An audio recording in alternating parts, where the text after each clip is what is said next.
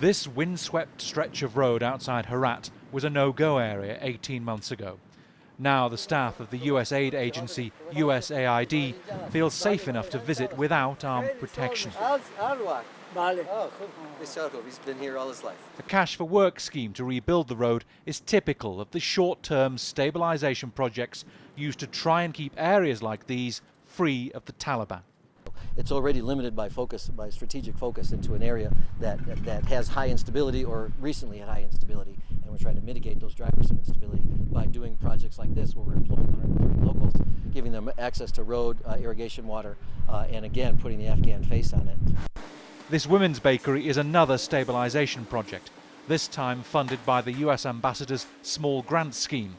$4,500 bought new machinery. Without the help of foreigners, we don't have many opportunities for work. There should be more employment for women so they can support their families. Without this, I'd be at home doing nothing.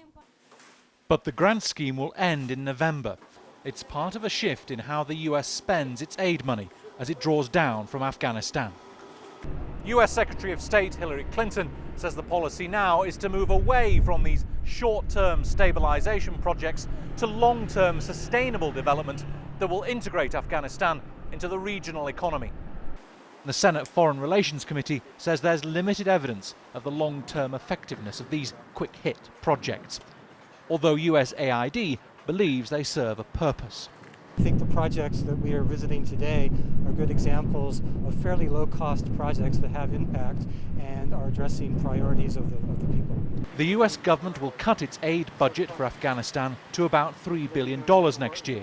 The Pentagon spends almost that figure a week on military operations.